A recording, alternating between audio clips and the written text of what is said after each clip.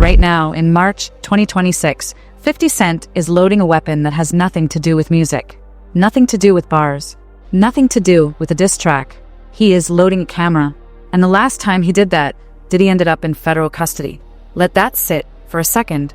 What started as a Verzuz conversation, a celebration of two legendary catalogs, has now become the most volatile, most personal, most legally dangerous feud in hip-hop this decade. T.I. dropped 4 diss tracks in a single month. 50 Cent posted pictures of the man's wife. T.I.'s sons brought up 50's dead mother. And now 50 is threatening a full-blown documentary called Surviving T.I. and Tiny. If you think this is just a rap beef, you're not paying attention. Careers are on the line. Families are on the line. Freedom might be on the line.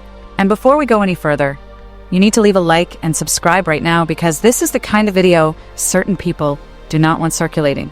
This is every episode, every allegation, every diss, every deleted post, every legal filing all in one place. And once you hear it all together, you will never look at this story the same way again. To understand why we are where we are right now, you have to go all the way back. Not to last month, not to the podcast clip, back to the mid-2000s, back to when both of these men were standing on top of the entire rap game at the exact same time. And the thing about two kings standing on the same mountain is simple. Eventually, one of them has to move. In 2006, 50 Cent sat down on Hot 97 with Angie Martinez. She asked him who the top rappers in the game were. 50 listed names. T.I. was not one of them. Now, to a casual listener, that might sound like nothing. But in hip-hop, where respect is currency and omission is disrespect, leaving someone's name off your list is louder than calling them out by name. T.I. heard it. The streets heard it. And the friction between the King of New York and the self-proclaimed King of the South officially began. Here is what made that friction so combustible. Both men had legitimate claims to the throne. 50 Cent had already conquered the game with Get Rich or Die Trying in 2003, one of the best-selling rap albums in history. He had G-Unit behind him. He had Eminem and Dr. Dre co-signing every move he made. And he had the kind of street credibility that most rappers only pretend to have. This is a man who survived 9 gunshot wounds. He was not playing a character. He was the character. T.I. was building something equally powerful from a completely different direction. He was the trap music pioneer, the man whose 2003 album literally named a genre. Trap music didn't just describe a sound. It created a blueprint that would dominate hip-hop for the next 20 years. T.I. was sharp, charismatic, fearless, and determined to be recognized not just as a regional star, but as a global icon. The problem was that 50 Cent didn't seem to see him that way, and T.I. was not the kind of man to let that slide. But what really gave this beef its legs, what planted the seed that is still growing right now in 2026, happened in October 2007. T.I. was arrested in a federal sting operation. In the parking lot of a Midtown Atlanta hotel, his own bodyguard, a man he trusted with his life, had been flipped by the ATF and was working as an informant. Through that bodyguard, T.I. was caught attempting to purchase 3 machine guns and 2 silencers. The charges were serious enough to put him away for a decade. Then something happened that nobody expected. T.I. received a sentence of 1 year and 1 day. For a man caught red-handed in a federal weapons sting facing up to 10 years, that kind of deal raised eyebrows across the entire industry. And the loudest voice asking questions was 50 Cent. On his track You So Tough, 50 went directly at it.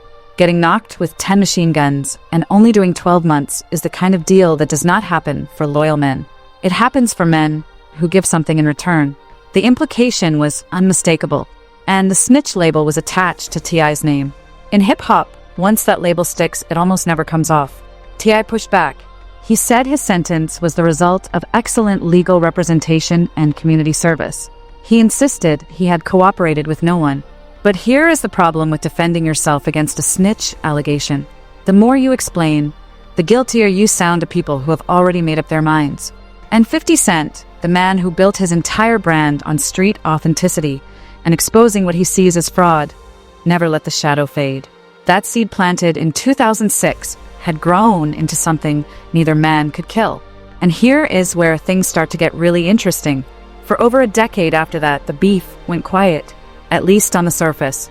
Both men were fighting their own wars. T.I. went back to prison in 2010 after ecstasy was found during a traffic stop in West Hollywood. 11 more months behind bars. 2 arrests in 3 years. The narrative shifted from comeback king to cautionary tale. Meanwhile, 50 Cent was transforming into something entirely new. His production company launched Power on Stars in 2014, and it became a cultural phenomenon. 6 seasons, multiple spin-offs. 50 went from rapper to full-blown Hollywood mogul. He was not making music anymore.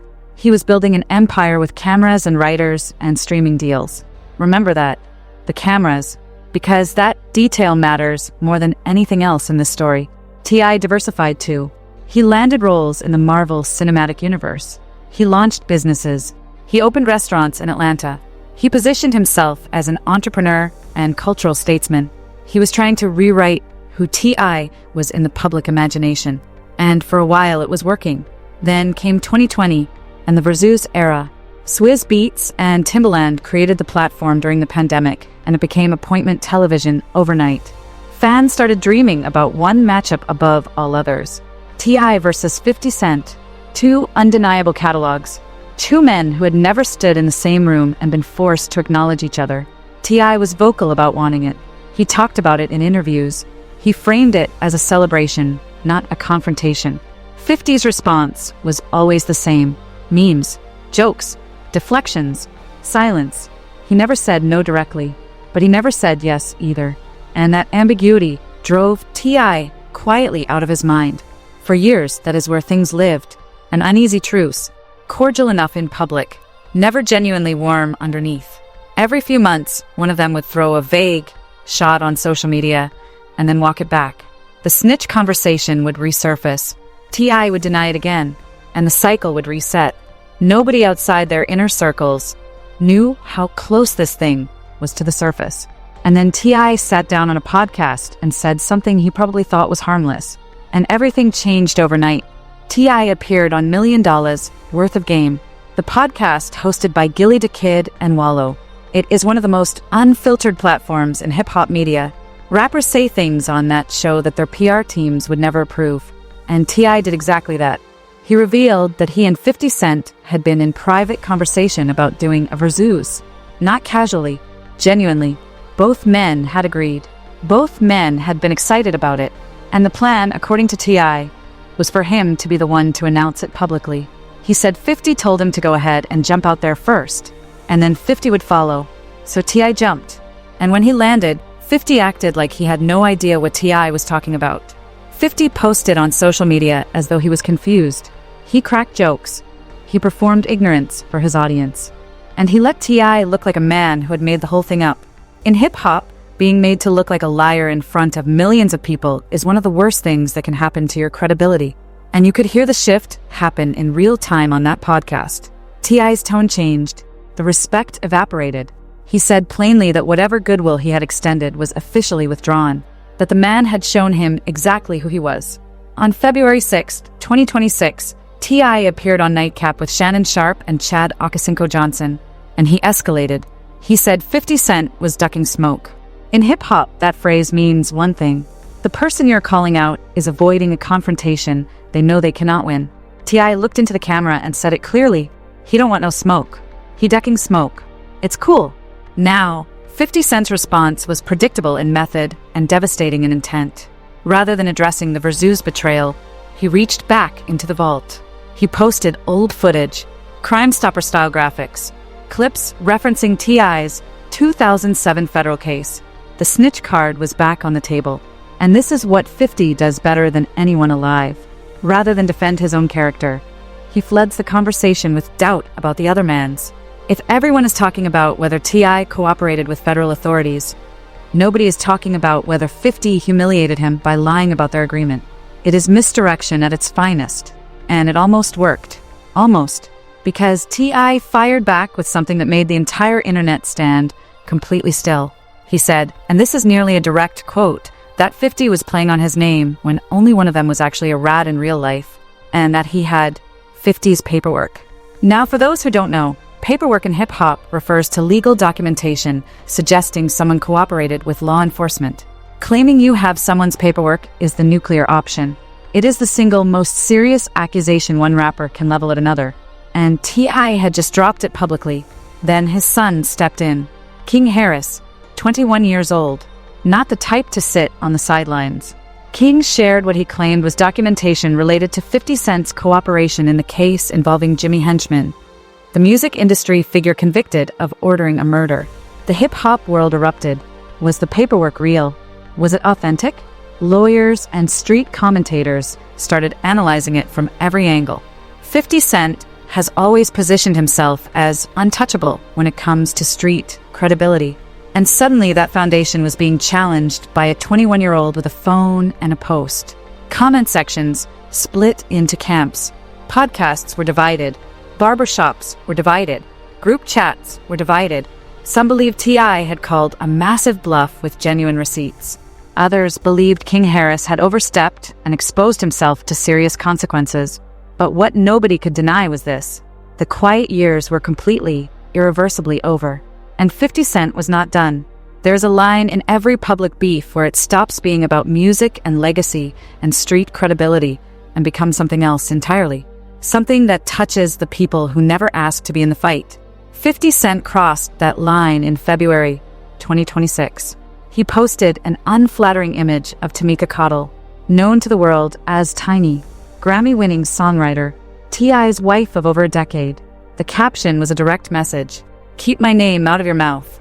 Now, posting an unflattering image of a man's wife is not accidental. That is a precision strike on his pride. 50 knows exactly where to aim when he wants to inflict maximum damage. But he did not stop there. A second post arrived, a meme combining an image of Tiny with a photo of their son King Harris. The caption read, "God don't like ugly." This was no longer a dig at T.I. This was public humiliation of his family. His wife, his child, dragged into a beef that had nothing to do with either of them. Tiny's fanbase, loyal and enormous from her years with the R&B group Escape and from the couple's long-running reality series, erupted in fury. Social media reacted with the kind of heat that comes when people feel a woman has been disrespected for sport. And then what happened next, nobody saw coming. King Harris came back harder than anyone expected. And he went somewhere that made even hardened hip-hop veterans go quiet. King brought up 50 Cent's late mother, Sabrina Jackson. She died in a house fire when 50 was just 8 years old. The loss of his mother at that age is widely understood to have shaped everything about who 50 Cent became. The armor, the aggression, the refusal to ever show vulnerability. It is the wound beneath all the bravado. King Harris posted wearing a t-shirt bearing the image of 50 Cent's deceased mother. That is a level of retaliation so personal, so targeted, that even people who had been cheering on the beef went silent. Rick Ross, who has his own long history of war with 50, appeared in the comments throwing fuel on the fire. When Rick Ross piles on, it is a signal that the sharks are circling. Then Domani Harris, another of T.I.'s sons, entered the arena. He dropped a diss track titled Miss Jackson, sampling the iconic Outkast record. But this was not a generic diss. Domani wrote the song as a letter addressed directly to 50 Cent's late mother, speaking to her as though she could hear, questioning what kind of man her son had become. It was simultaneously emotional and ruthless, and it spread like wildfire across every platform. Some critics compared it to Kendrick Lamar's Meet the Grahams in its structure and its willingness to go beyond the artist and address the family. Whether you thought it was brilliant or you thought it was a step too far, it was undeniable in its impact. The cultural reach of this moment expanded beyond hip-hop entirely. Beyoncé's mother, Tina Knowles, reposted a photo of Tiny in solidarity. When Tina Knowles steps into a hip-hop beef on social media, it means the ripple has reached every corner of Black culture. This was no longer a rap story. This was a cultural event. And then came the moment that surprised everyone most. 50 Cent deleted the posts. Both of them. The unflattering photo of Tiny and the meme with King Harris, gone from his Instagram without comment or explanation. Now, let me tell you why that matters. This is a man who once left a mocking post about his own estranged son on his page for months without flinching. Deleting content is not in 50 Cent's playbook. It has never been in his playbook. And yet the posts were gone. T.I. was not moved by it. He posted immediately. I don't care what you erase. You keep posting, and there are going to be problems. The deletion had not created peace. If anything, it had emboldened T.I. further. DJ Academics went on record comparing the energy of this beef to Drake versus Kendrick Lamar. Whether you agree with that comparison or not, one thing was undeniable. This had become the biggest rap feud of 2026, and it was about to get even bigger. T.I. has always been a rapper's rapper. For all the controversy, all the legal battles, all the tabloid noise, the man can genuinely, undeniably rap. And in February 2026, he was more motivated than he had been in years. The result was a creative explosion the hip-hop world was not ready for. The first track was called War, not a full-scale attack, a warning, an announcement that the bear had been poked and was now awake. He rapped about hibernation and giants and what happens when the wrong person decides to wake something that was sleeping. It spread immediately. Hip-hop Twitter and Instagram lit up within hours, and the consensus was clear. T.I. had not lost a step. He did not wait for the dust to settle. Within days came the right one, and this time the gloves were completely off. He called 50 Cent a small man in a big shell. That line cut directly at the image of invulnerability 50 has spent decades constructing. He accused 50 of specifically targeting black men with his documentaries and exposés while being conspicuously soft around others with equal controversy. The implication was pointed and deliberate. 50 picks his prey carefully. Then T.I. reached for something sharper. He referenced 50 Cent's baby mother Daphne Joy, who had been publicly connected to Diddy in the months before Diddy's federal arrest. Using that in a diss track was a mirror held up at close range. A reminder that 50 Cent's own household had not been untouched by the same world of scandal he was threatening to weaponize against others. February 25th and 26th, 2026. T.I. dropped 2 more tracks in rapid succession, Lessons and What Bully. Critics were using language they had not used about T.I. in years. Some of his best work. Career highlight territory. What Bully targeted the contradiction at the heart of 50's behavior in this entire feud. The man famous for his street toughness was responding to every diss with memes and Instagram posts rather than music. T.I. was in the booth. 50 was on his phone. 50's public response was to frame his silence as power rather than avoidance. He posted that it was old rappers still trying to battle rap and that he didn't need to rap because T.I. needed him to rap. That framing was clever in its own way. But hip-hop has a deep and non-negotiable standard when it comes to diss tracks. You respond in kind, or you lose the round. Memes do not answer bars. Period. Then, on March 9th, 2026, 50 finally released music. A track called No One Told Us What We're Here For. The theme song for his new series Power Origins, featuring Leon Thomas. It contained lines that fans quickly identified as directed at T.I. and Tiny. Subtle, but intentional. There was one bar in particular that people zeroed in on, a line referencing T.I.'s family that brought Tiny back into the crosshairs yet again. But it was not a full diss track in the traditional sense. It was 50 doing what 50 does, staying on brand, keeping one foot in the music and one foot in the business, never fully committing to the vulnerability that a real back and forth requires. T.I. was unimpressed and said so publicly. He pointed out that while 50 was responding through a TV show theme song, T.I. had the #1 song in the country. Let Know was dominating the charts. Despite everything happening offstage, his music was still connecting with audiences on the deepest level. For diss tracks, chart success confirmed. The crowd firmly on T.I.'s side musically. But 50 Cent was about to pull out a weapon that had nothing to do with music at all. Every rapper who goes to war with 50 Cent eventually discovers the same thing. The fight was never about music. It was never about bars or social media posts or who has the better catalog. When 50 Cent decides he wants to destroy someone, he reaches for something far more powerful than a microphone. He reaches for a camera. And in March 2026, he aimed that camera directly at T.I. and Tiny Harris.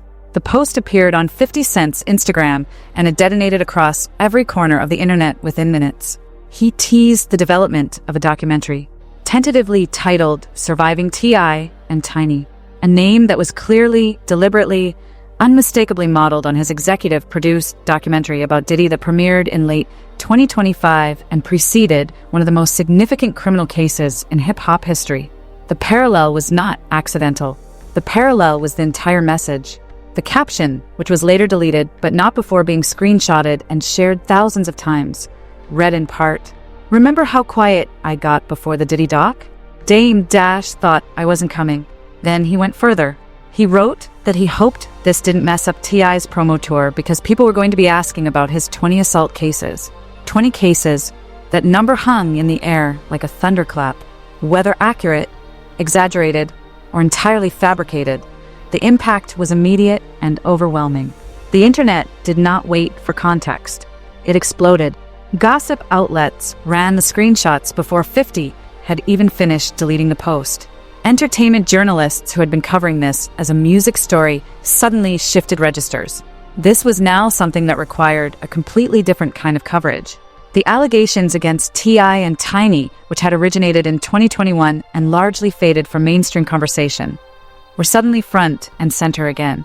Reports began circulating that the documentary would revisit sexual misconduct allegations made by multiple women against both T.I. and Tiny, covering a period spanning approximately 2005 through 2018. Blogger and media personality Tasha K alleged that 50 Cent's team was actively reaching out to women who had previously made claims, attempting to gather testimony and documentation for the project. Now here is what is essential to state clearly and without any ambiguity. T.I. and Tiny have never been charged with any crime. Not by the state of Georgia. Not by the state of California. Not by any law enforcement agency in the United States. They have maintained consistently and categorically since the very first allegation surfaced in January 2021 that every single claim made against them is false. Their legal team has called the allegations extortion. They have not wavered from that position. Any discussion of these allegations must begin and end with the acknowledgement that no charges have ever been filed and no convictions have ever been entered against either person. That is a fact, and facts matter.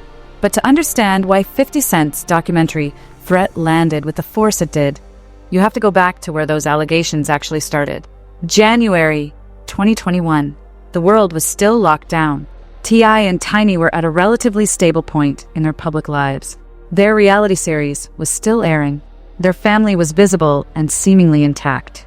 Then a woman named Sabrina Peterson opened Instagram and changed everything. She was not a stranger to T.I. and Tiny. She had been part of their social circle. She had appeared on their television series. She had been photographed at their events.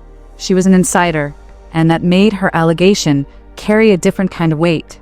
She alleged that T.I. had held a loaded gun to her head. The claim was specific and visceral and impossible to ignore. Within days, dozens of women began coming forward on Peterson's Instagram stories, sharing their own accounts. The details were dark. Women alleged being drugged, taken to hotel rooms and private residences where they could not leave, their phones confiscated. The accounts described not isolated incidents, but a recurring pattern. By the time the wave crested, attorneys were involved. Tyrone Blackburn, a civil rights attorney based in New York, announced he was representing 11 clients, 10 women and 1 man, who had claims against T.I. and Tiny. Lisa Bloom, who had represented women in the Harvey Weinstein case, announced she was representing 2 additional women with similar accounts. The New York Times conducted its own investigation. They interviewed 5 alleged victims directly. They reviewed corroborating materials, including text messages and photographs, in 3 separate cases. It was no longer just a viral Instagram story. It was documented reporting in one of the most respected newspapers in the world. Some of the specific details that emerged were particularly shocking. One alleged victim was described as having been a 17-year-old intern during the summer of 2006, a minor. Another was a veteran of the United States Air Force who claimed she had been drugged at a nightclub in Atlanta in 2005. But perhaps the most culturally destabilizing element was how the allegations repositioned Tiny in the public imagination.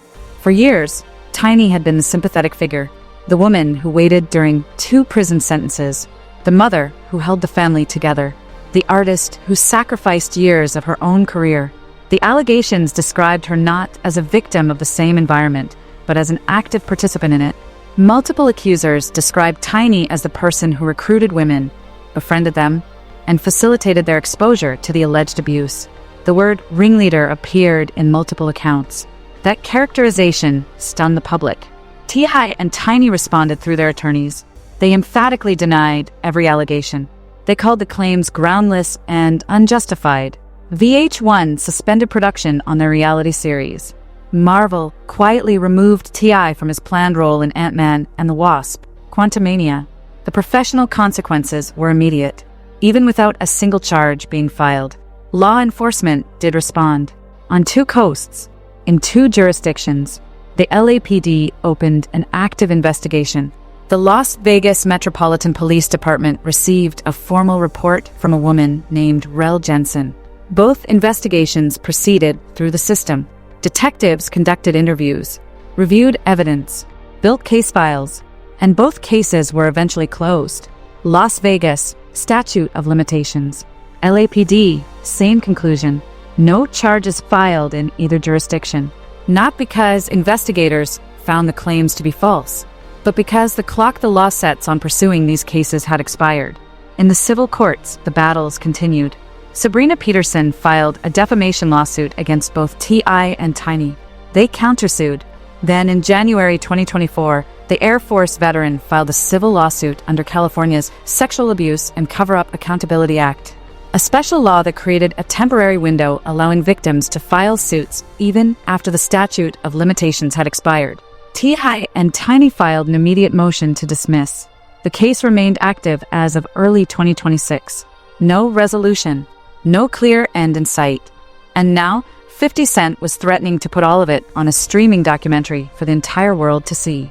So here is where we are. What began as a Versus agreement that was publicly denied has transformed in just a few months into one of the most multidimensional public feuds in the history of hip-hop. You have diss tracks. You have family members dragged into the center of the storm. You have paperwork allegations flying in both directions. You have a documentary threat that carries the kind of weight that has ended careers before. And you have a full catalog of unresolved legal cases sitting beneath the surface of every single moment. I mean, when you really think about this, when you step back and look at the entire landscape, 50 Cent's most dangerous weapon was never a diss track. It was always the camera and his willingness to point it at whoever he decides deserves the spotlight. He did it with Diddy. The result was one of the most watched documentaries in streaming history, followed by one of the most significant criminal cases in entertainment in decades.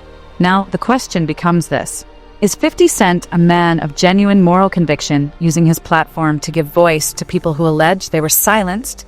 Or is this a business empire doing what business empires do? Identifying the most commercially valuable story available and claiming the rights to it? Because those two things are not the same. And the answer to that question changes everything about how you interpret what is happening right now. T.I., for his part, is not backing down. He is preparing what he has called his final album, Kill the King. Whether that title is a coincidence in timing or the most deliberate marketing move of his career is a question only he can answer. What he told TMZ was simple and unambiguous. I wasn't here to defeat. I was here to defend. And honestly, when you look at the music alone, T.I. has been winning. 4 diss tracks that critics are calling career highlights, a #1 song on the charts. The creative output of a man who has been underestimated for the last time. But in 2026, music alone does not determine who wins a war like this. Not when the other side has cameras, production deals, and a proven track record of turning documentaries into cultural earthquakes. The internet is already discussing what a surviving T.I. and Tiny documentary would look like. Whether the women who made allegations would participate, whether new accusers would come forward, whether the project would attract the kind of investigative journalism that accompanied the Diddy documentary, and whether T.I. and Tiny's legal team could block it. The truth is nobody knows where this goes. But what we do know is this. In an era where a documentary can accomplish what a court case cannot, the camera has become the most dangerous weapon in hip-hop. And 50 Cent knows exactly how to use it. He knows how to aim it. He knows when to tease it. He knows how to let the threat do as much damage as the product itself. The question for T.I. is whether the music is enough to win a fight where the battlefield has shifted entirely beneath his feet. And the question for all of us watching is whether we are witnessing accountability or entertainment dressed up as justice. Because in 2026, it is getting harder and harder to tell the difference. And so now, with all of that said, I want to hear from you. What do you think about 50 Cent's documentary threat? Is this genuine accountability? Or is it a business play wrapped in the language of justice? Do you think T.I. has been winning this beef musically? Or does the documentary threat change the entire equation?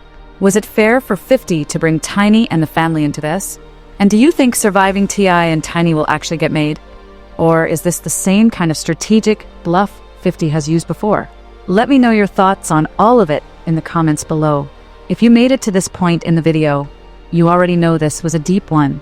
So be sure to leave a like and subscribe. It helps the channel more than you know, and it makes sure content like this keeps getting made. I cannot thank you enough for watching. Your support genuinely means everything. T.I. says, "Kill the King" is coming.